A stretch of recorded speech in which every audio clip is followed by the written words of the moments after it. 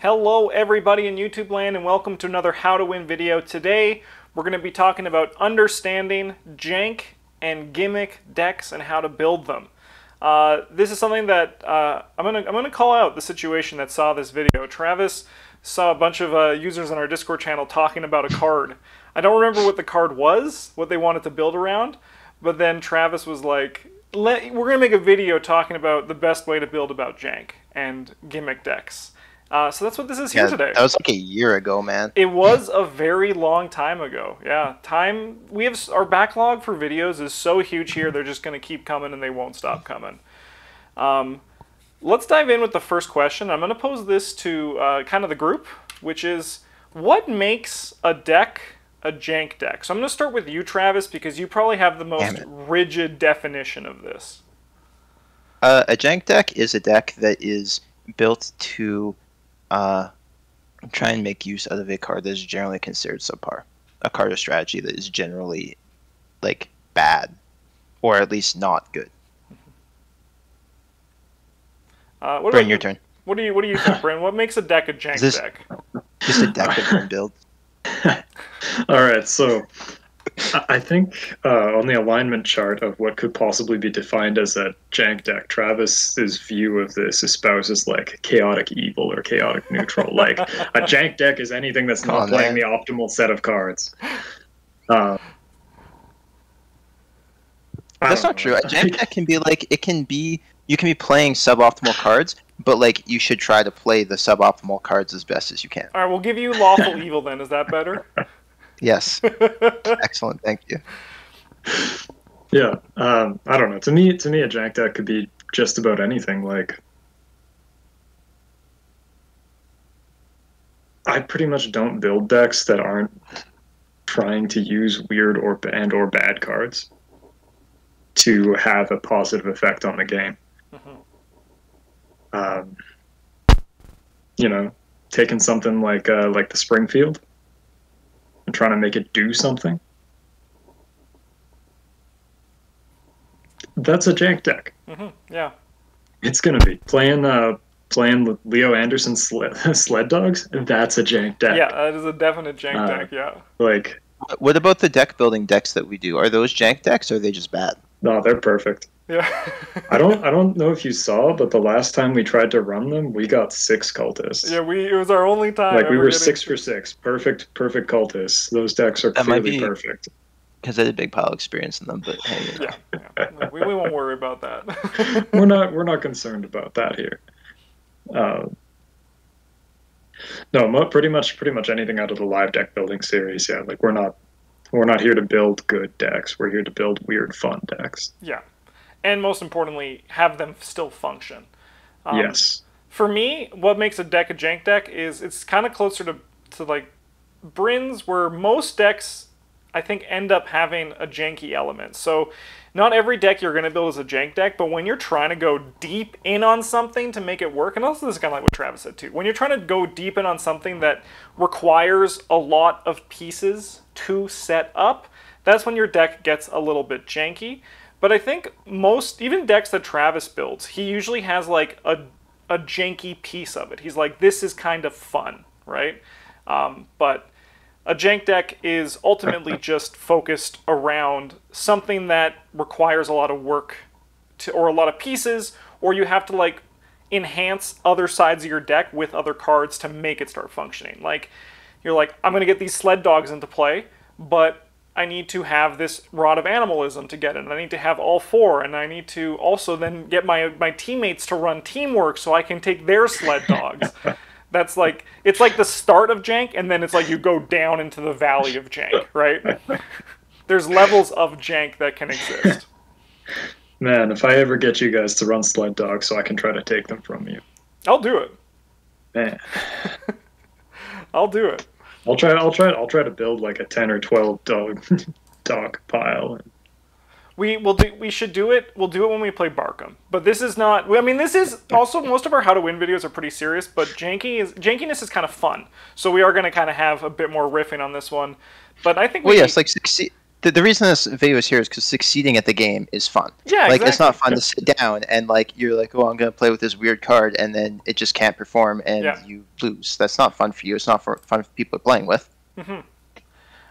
So this is kind of this next slide over here. I'll get to it. This is kind of like how we function when it comes to our live deck build series. So in building around a gimmick, which Jank and Gimmick are kind of like interchangeable here, but ensure that your deck has either a good payoff or good support for a bad payoff.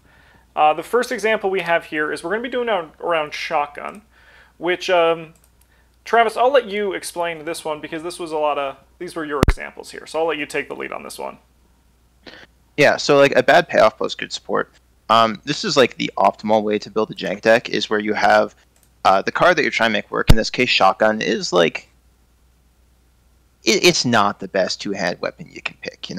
It's fun for sure, but most decks are playing Shotgun would probably be better served to be playing Flamethrower or Lightning Gun or like something else. But there are ways to make it good. Here we can play Stick the Plan, we can play Prepare for the Worst, we play Extra Ammunition. All these cards support finding the Shotgun and getting more use out of it. Stick the Plan ensures that we have Prepared for the Worst and Extra Ammunition available all the time, every game. Prepared for the Worst will allow us to find our shotguns, and Extra Ammunition allows us to get more bullets out of our shotgun. All these things support it. Yes, they could probably still be better served supporting a Flamethrower or a Lightning Gun, but if you want to play the shotgun, it's probably like the best way to do it. Yeah. I actually am doing this exact thing with a Mark Harrigan, and it's working really well. But when you just play the shotgun, you say, oh, I spent 5 resources for 2 shots, you got to back it up. You have to back it up. You got to make those 2 shots count. Exactly. Or just like turn your shotgun into a submachine shotgun and just never stop firing.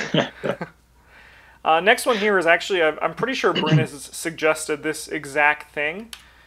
This is a good payoff and bad support. I don't know what you're talking about. This is incredible support.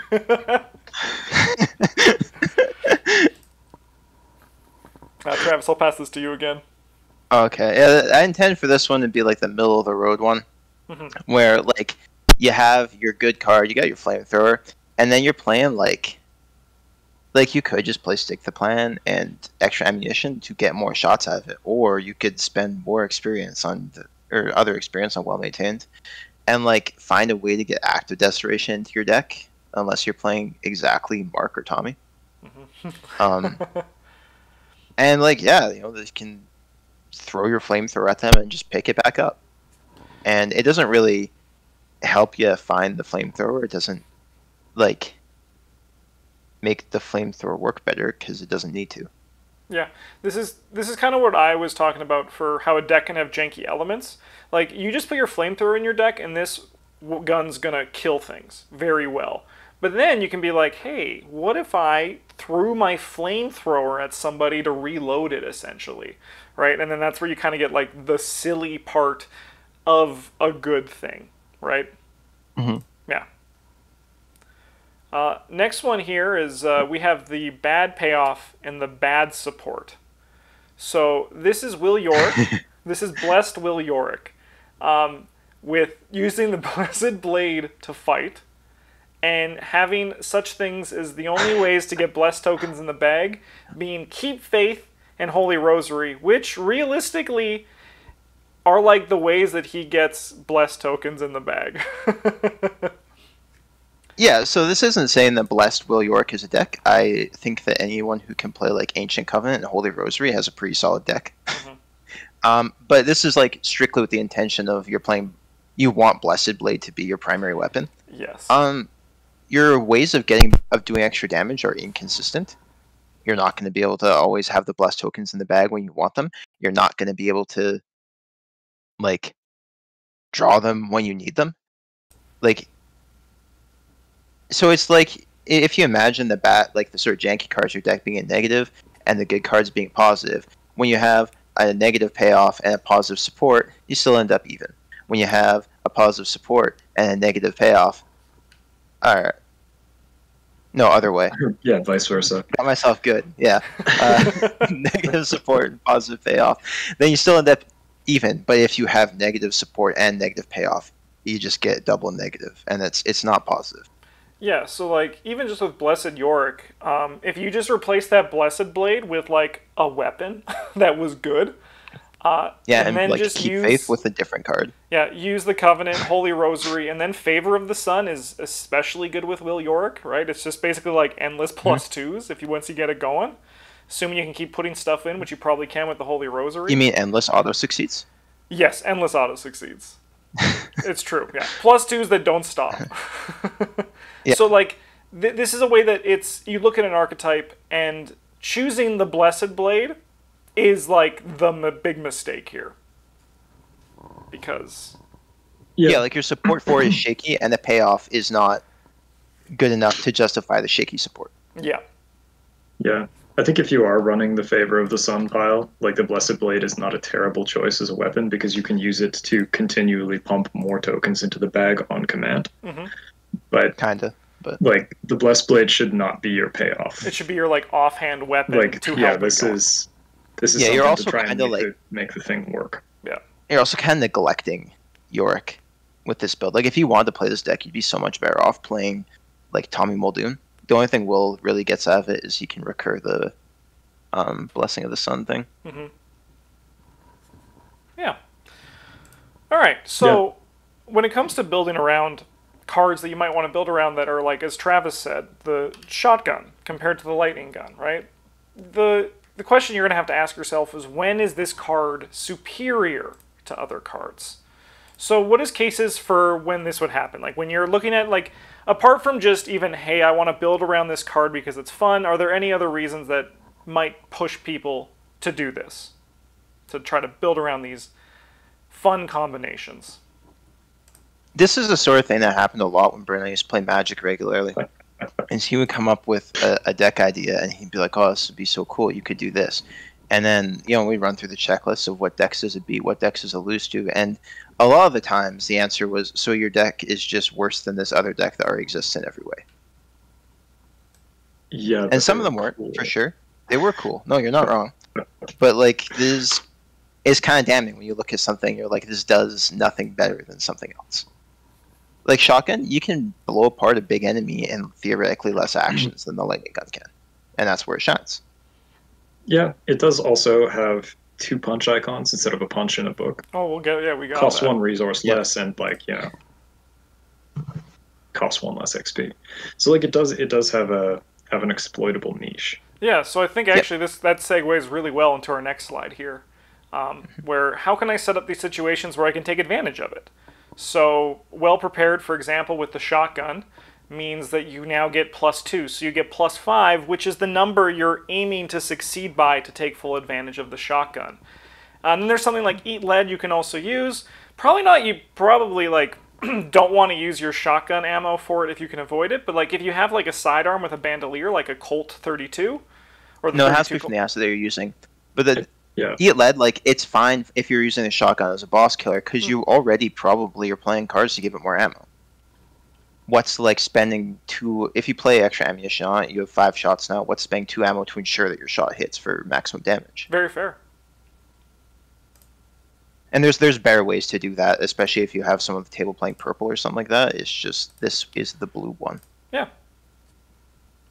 All right, cool. Let's go on to this next question is, how do you differentiate between gimmick cards and cards that are just bad? So, a gimmick is a unique effect or aspect. It requires specific support, and it's situationally better than other options. A bad card is a worse version of an existing card, no niche, strictly worse, or does not contribute to winning the game. If people are wondering, like, if we had to point at one bad card, I always have one ready to go. And that's that one that I don't even know the name of, but it has Stella on the art. And it's that True Grit. True Grit, the red event that just doesn't do much. And it's not one that... Sorry? No, go ahead. It's You not finish. one that when you see, you're like, I want to build around True Grit, right? Because it doesn't, like, have an exciting payoff. A gimmick, when you see a card and it turns you into, is as we often say here, a dreamer. When you see this card and you think, what can this do? That's how you know you're looking at a gimmick card, or a janky card, as opposed to just a card that's just not good.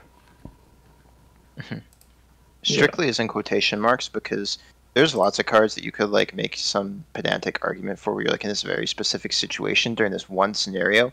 If you're like, if you're playing on Forgotten Age and you've been turned into a Yithian, this card is better than this other one. It's like, yeah, but like, come on.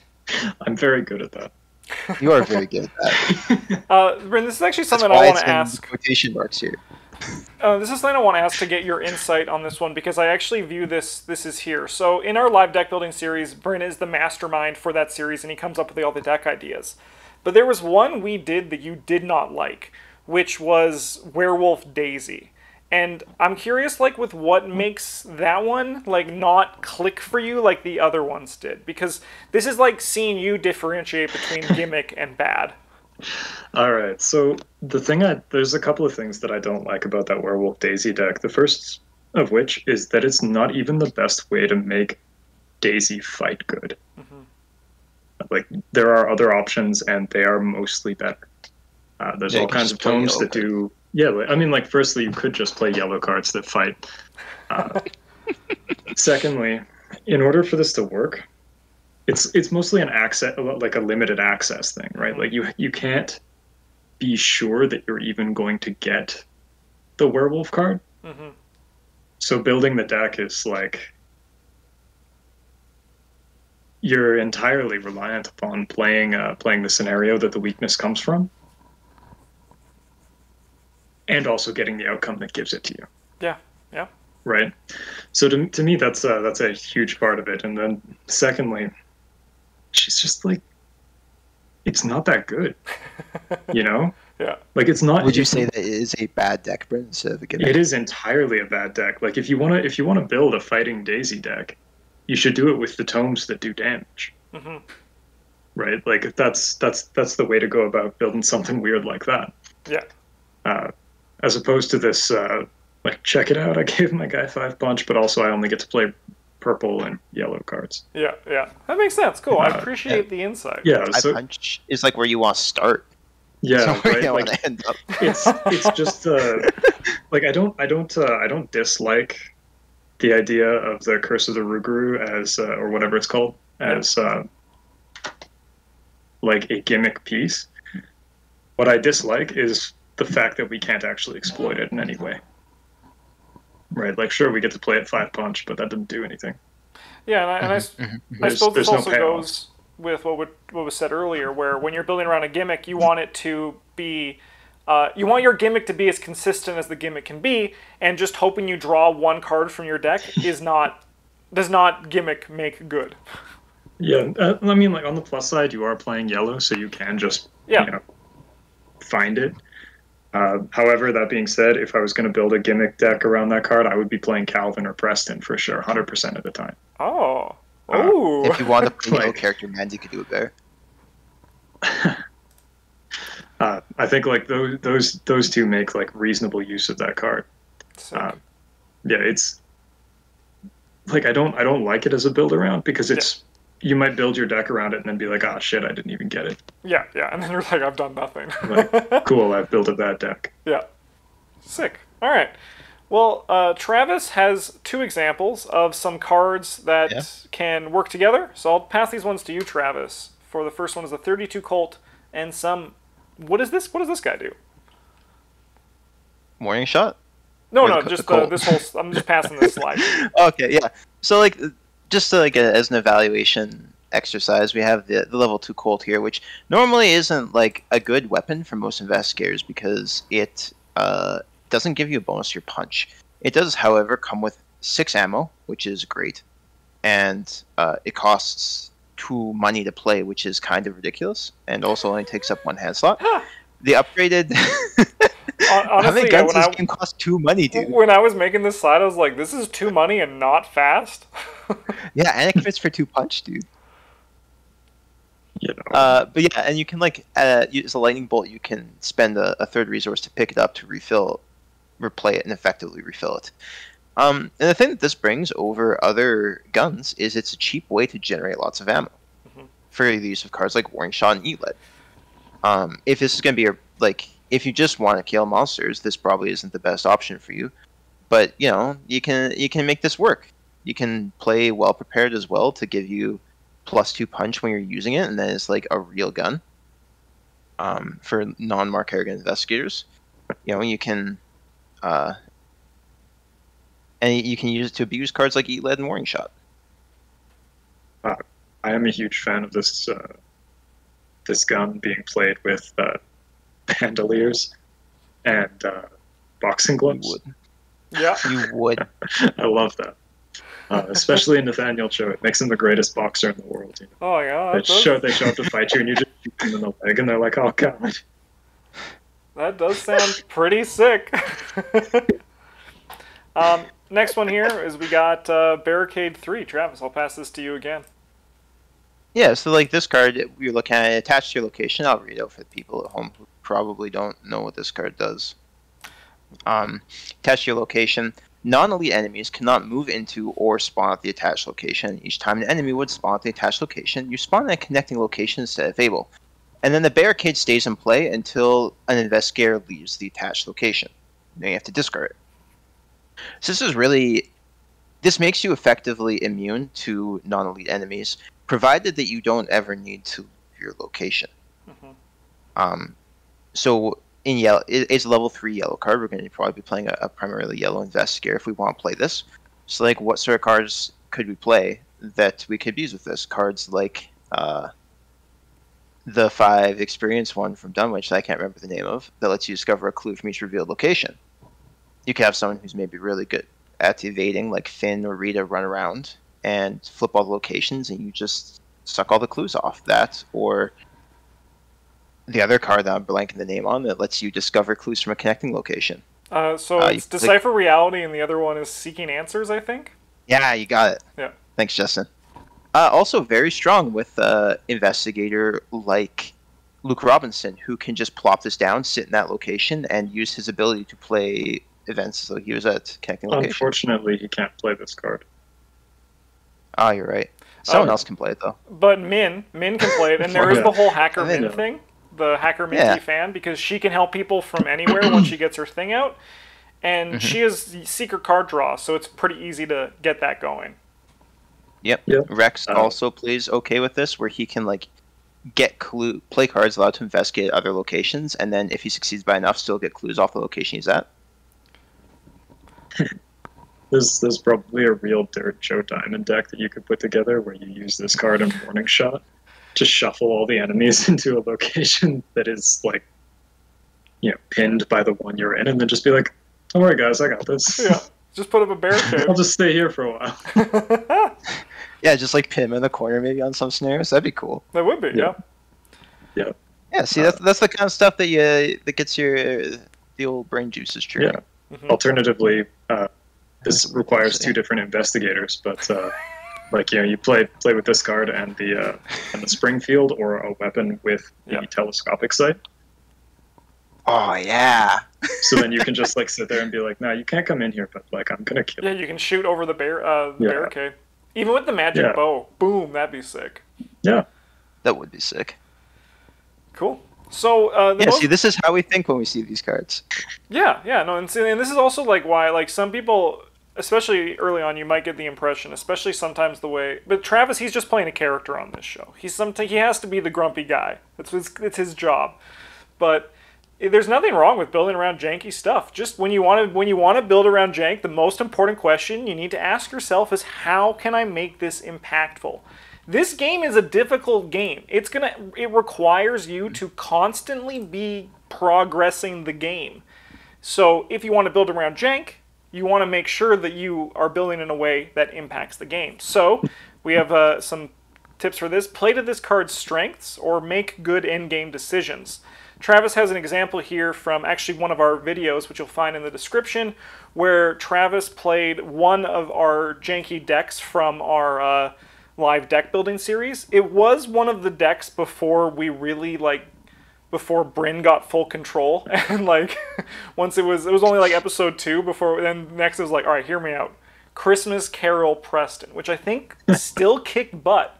Yeah, no, I think that deck is like was pretty actually not god awful.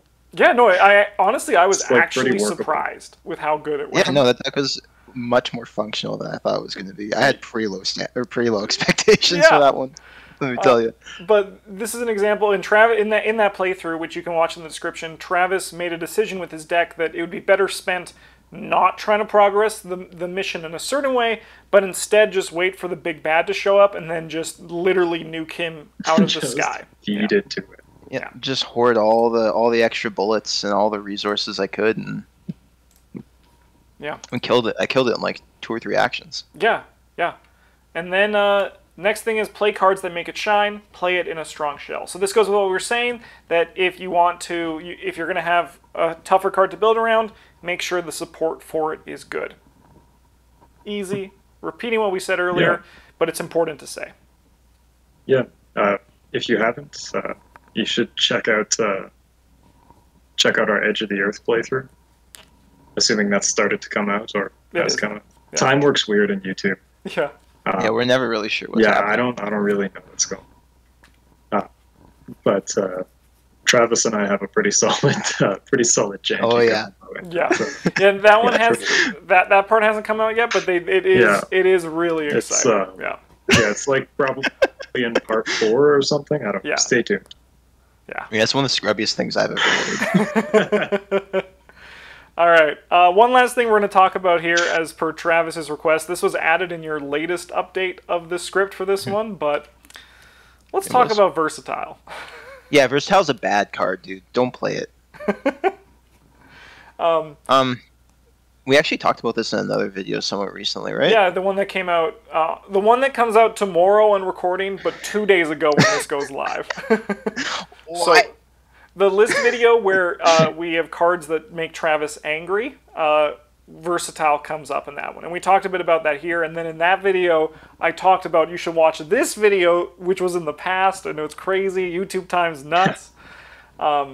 But basically the thought process that we had here, which kind of still stands by it, is that this card it's going to hurt your deck a lot more than one level 0 card from another class is worth.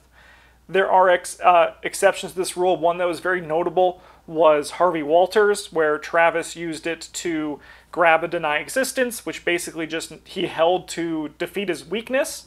And the thing is that Harvey Walters has it built into his kit that he draws more cards, which means that ultimately the extra 5 cards aren't really a big deal as much as it would be for other investigators.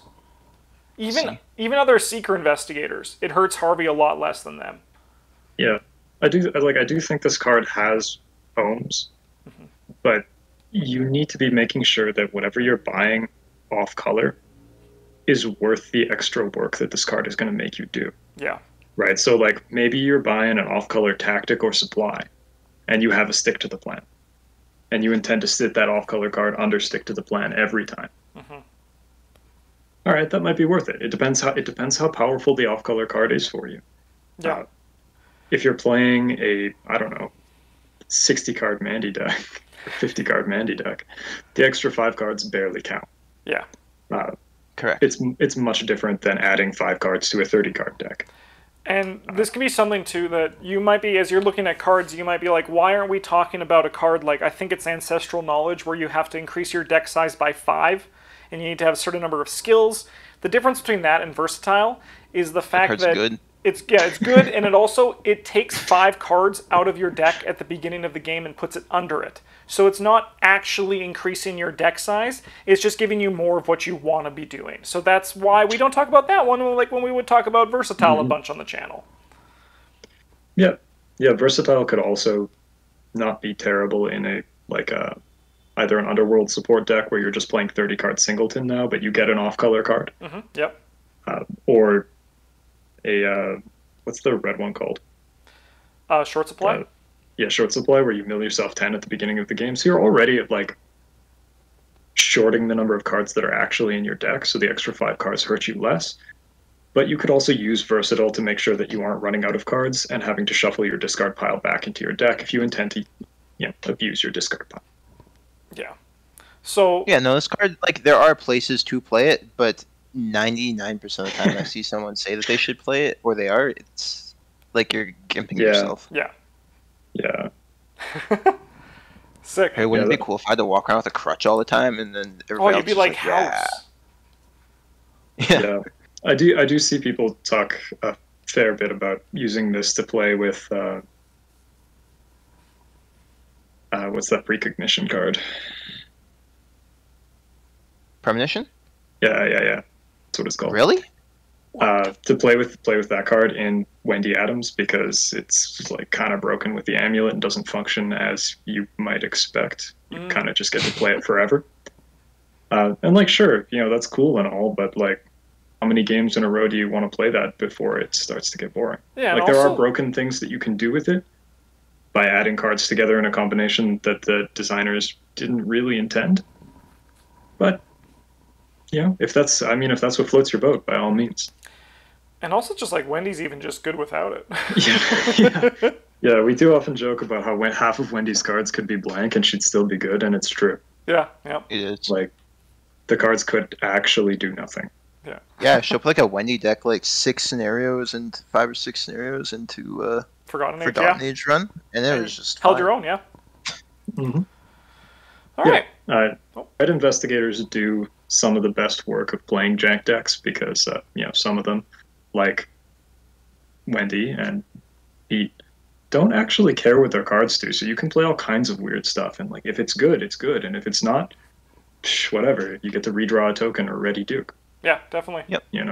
No problem. Yep. And then you don't have to be embarrassed about it either. You can be like, look, I just passed this test with this card, and everyone's like, we love it. Yay. Huge thanks to our patrons and for everyone who's watching this channel. Let us know if there's any topics you want to see us cover in this How to Win. We have a bunch still lined up. We have one more card evaluation, which I'm actually looking forward to. I read Travis's script for it yesterday. It seems banging. It's going to be a good one. But that one probably won't come out until January. So it's just how it works here. But we'll be back. We'll be back for more How to Win very soon in the future. Thanks for watching. Have a good one. And as always, GG's.